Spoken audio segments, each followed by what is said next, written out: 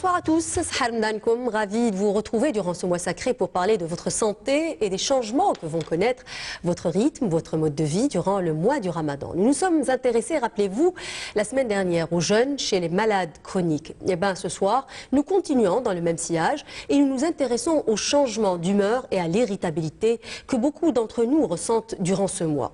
Comment expliquer cette nervosité à fleur de peau? Est-elle liée aux jeunes ou plutôt à notre mode de vie, notre mode d'alimentation et notre sommeil qui sont chamboulés durant le Ramadan? Pour répondre à toutes ces questions, nous recevons ce soir Dr Haddad Mohamed. Vous êtes psychiatre, vous êtes maître assistant au CHU Mustapha Bacha. Bonsoir. Bonsoir madame. Sahar Mdank, docteur. Vous allez bien? Eh bien, docteur, je disais à l'instant que nous, Algériens, nous sommes un peu irritable durant ce mois sacré et pourtant nous savons grâce à notre religion, grâce à notre prophète que le jeûne est normalement bénéfique pour notre santé. Aujourd'hui plusieurs hôpitaux en Europe utilisent le jeûne comme une thérapeutique pour plusieurs maladies. Pour notre corps, c'est prouvé aujourd'hui donc que le jeûne est bénéfique, c'est une détox pour le foie, c'est une période de repos pour le pancréas ou l'estomac. Alors est-ce que pour notre mental, c'est aussi bénéfique? Oui, c'est la période où on est plus serein, où on est plus concentré. C'est la même chose, je dirais c'est la même chose sur le plan organique ou psychique, ils sont reliés. Oui. Ça, c'est en théorie, en finalité, me diriez-vous. Le Ramadan est un mois de piété, de sérénité. Alors, est-ce que cette nervosité n'est pas tout simplement une mauvaise compréhension de la religion? Puisque c'est censé être, comme vous disiez à l'instant, que c'est censé être un moment de spiritualité, de méditation, de maîtrise de soi. Mais chez nous, on a plusieurs facteurs. Surtout en Algérie, on a beaucoup de gens qui prennent du café ou ils prennent des substances, des substances stimulantes. C'est avant le Ramadan. Si on ne fait pas le sevrage ou on ne diminue pas les substances, c'est au début du Ramadan, on est irritable, on est très nerveux. Au début et à la fin aussi, pas uniquement au début. Hein. Parce que quand même c'est un jeûne qui s'inscrit dans la continuité. Ah oui, pendant 15 heures, sans café ou bien sans tabac, c'est très difficile pour les gens qui sont addicts à ces substances, c'est ça. Vous êtes en train de dire en fait qu'un jeûne serein nécessite une préparation. Ah oui, il faut au moins 2 semaines avant le Ramadan, on diminue les substances qui sont addictogènes telles que le tabac, le café, je dirais même les sucres.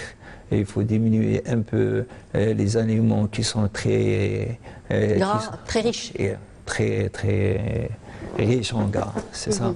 Oui, de toutes les manières, ça existe déjà dans notre religion, puisque le prophète a jeûné avant le Ramadan, durant Shaban.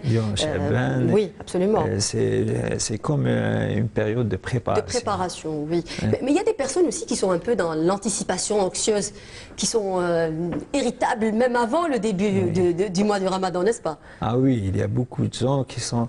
il suffit longtemps Ramadan, c'est l'anxiété, c'est la peur de ces céphalées, qu'il va jeûner pendant 15 heures, c'est côté psychique, c'est ça.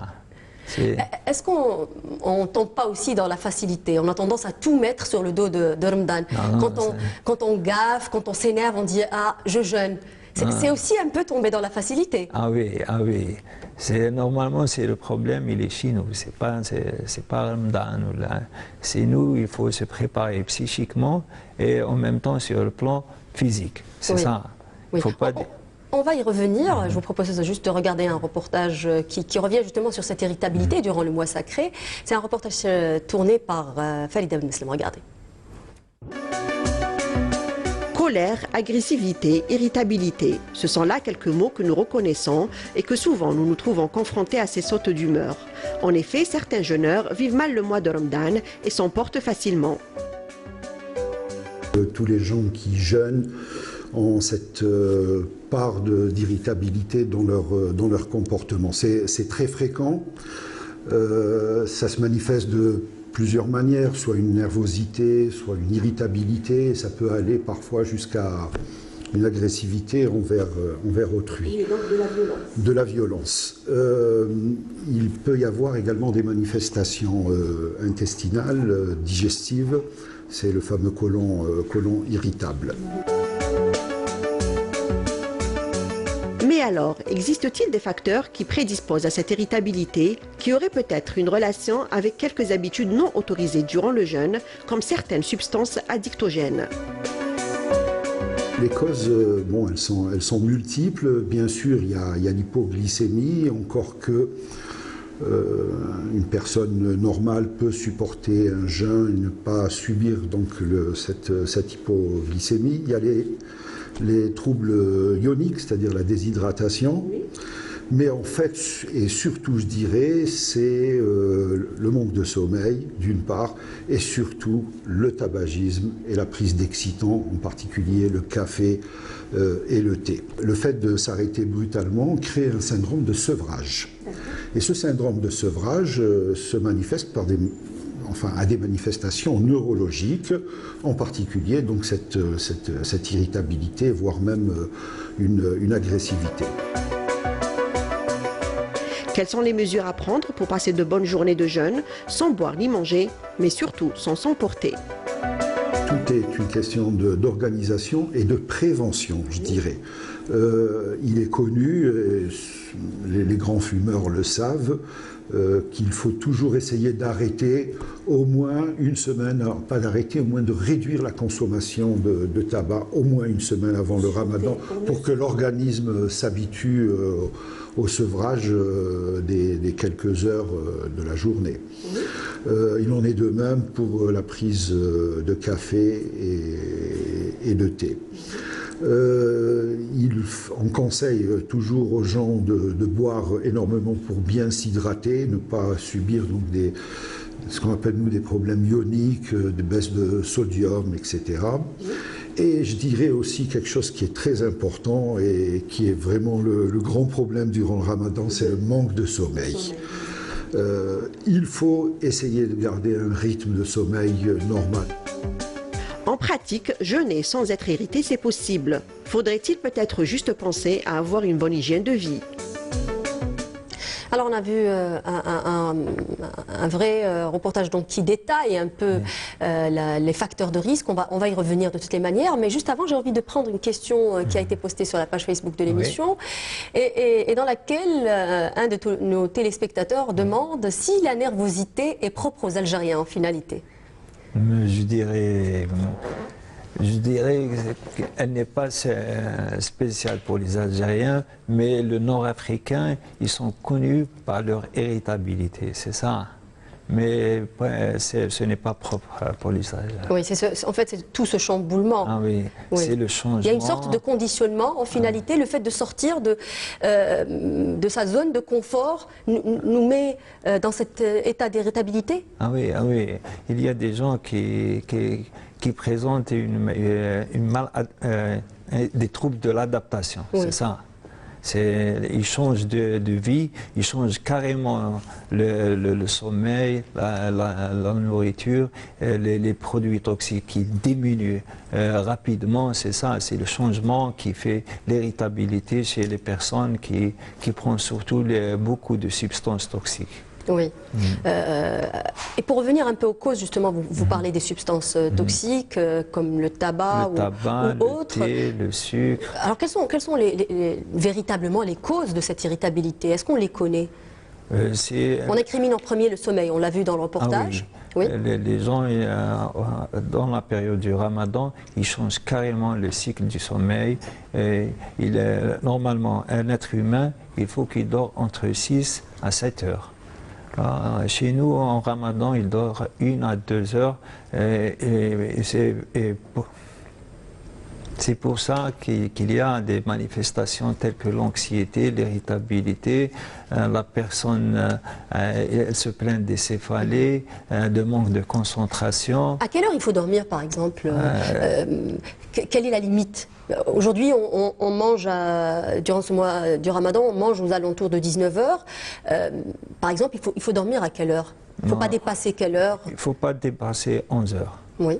Il faut au moins. C'est un peu difficile quand même de dormir à 11 heures. Oui, mais c'est important. Il faut dormir à 11 heures pendant au moins 6 heures jusqu'à 7 heures. Oui. Et après, on peut faire une petite sieste dans la journée qui dure au moins une demi-heure, entre 1 heure à 2 heures. Quels sont les signes d'un mauvais sommeil, de cette dette de sommeil? C'est-à-dire, à quel moment on va savoir que véritablement on manque de sommeil, qu'on a une dette de sommeil? On est irritable, on a des maux de tête, on est mal concentré dans Au travail, par exemple, ou à l'école? On est un petit peu anxieux, c'est ça. On a même des gens qui expriment des palpitations, des sueurs, ils ne se sentent pas bien Oui. dans la journée. Ça, c'est au bout de combien de temps? Ça ne va pas apparaître les premiers jours? C'est 4 à 1 semaine. Oui. C'est dangereux surtout parce que c'est un jeûne qui s'inscrit dans la continuité? Ah oui, le manque de sommeil? Ah oui, c'est surtout quand on est au travail ou bien on manque de concentration, c'est ça. On peut faire des choses un petit peu... Oui.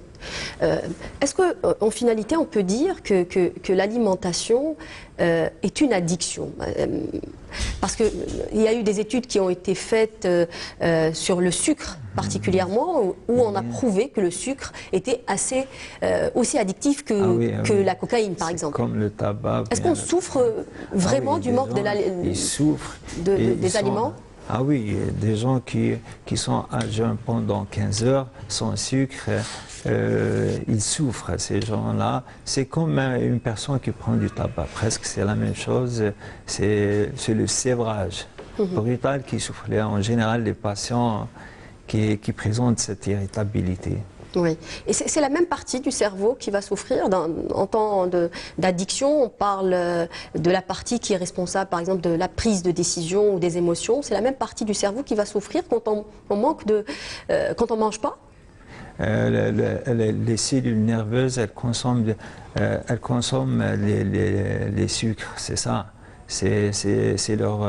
Le cerveau se nourrit de sucre. Ah oui. C'est pour ça qu'on a cette diminution de concentration, on n'est pas bien, on est tout le temps fatigué. Oui. On a vu aussi dans le reportage, mais peut-être devrions-nous y revenir parce que c'est important.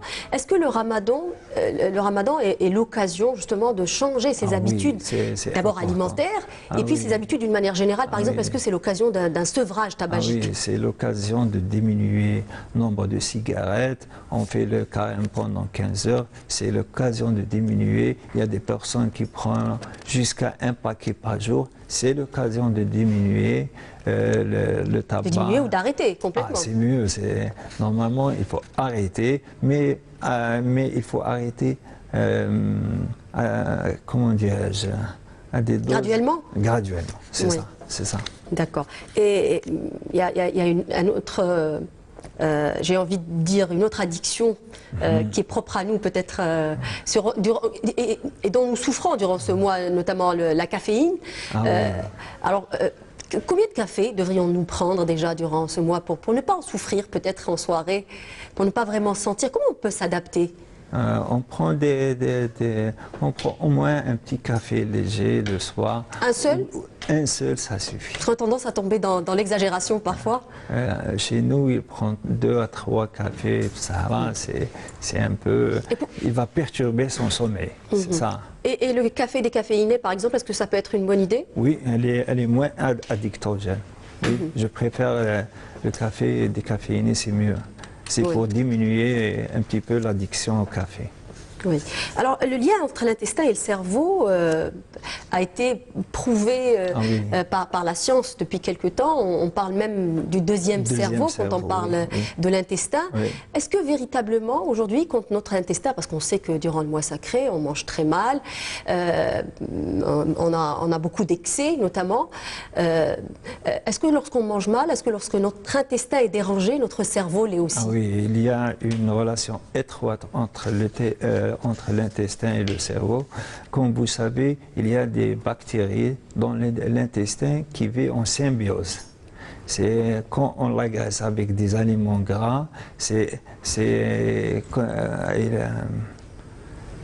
vraiment, il y a une relation étroite. Oui. Les aliments gras, ça perturbe. Ça perturbe ces bactéries et c'est la même chose quand on est anxieux ou bien Oui.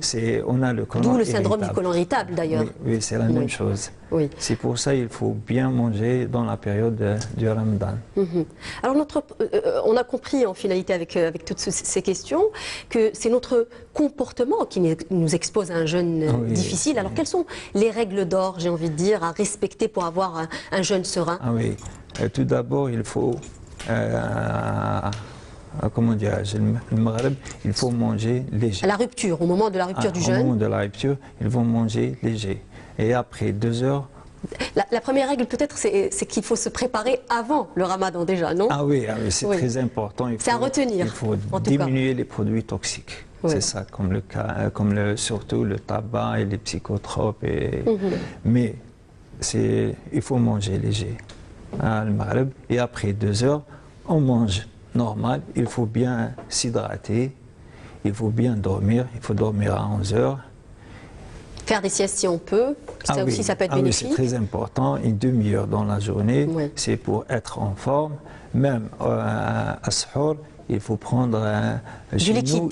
C'est un deuxième repas. Oui. Alors qu'il faut préférer quoi? Par exemple des aliments gorgés d'eau, par exemple, des fruits comme des fruits, des jus, c'est bien. Alors, nous avons parlé la semaine dernière, je le disais au tout début de cette émission, nous avons traité des maladies chroniques et nous sommes arrivés à dire qu'en finalité, le Ramadan est un mois où on voit beaucoup de complications dans les maladies chroniques. Est-ce que c'est le même cas dans les maladies psychiatriques? En psychiatrie, on a 2 types. On a les pathologies où le patient il est conscient. Il est conscient de sa pathologie, il prend un comprimé dans la journée ou bien le soir, pas de problème. Il peut jeûner, pas de problème, mais il y a des pathologies qui sont lourdes, qui prend 2 à 3 comprimés par jour, mais il est inconscient de ces troubles. Comme psychiatre, on ne préfère pas qu'il jeûne pendant le Ramadan. Mais est-ce qu'il y a beaucoup de complications? Ah oui, il favorise les rechutes, il favorise les rechutes, plusieurs consultations. C'est un facteur. On ne préfère pas chez les patients qui ont des gros troubles, des gros pathologies psychiatriques de faire le jeûne en Ramadan. Et en finalité, est-ce que ces malades sont disciplinés? Parce que véritablement, le vrai problème, c'est que c'est l'éducation thérapeutique. Est-ce que dans la psychiatrie ou la psychologie, les patients sont plutôt disciplinés? Est-ce qu'ils respectent quand on dit qu'il ne faut pas jeûner? Ça dépend de l'insight du patient. Est-ce qu'il reconnaît le caractère morbide de ses troubles? C'est ça. Oui. Ça dépend de l'insight du patient. On a comme les patients dépressifs ou bien il reconnaît les troubles, mais un patient qui présente une psychose chronique telle que la schizophrénie, en général ils ont un mauvais insight. D'accord. C'est-à-dire il ne reconnaît pas le caractère morbide de ces troubles. Ok.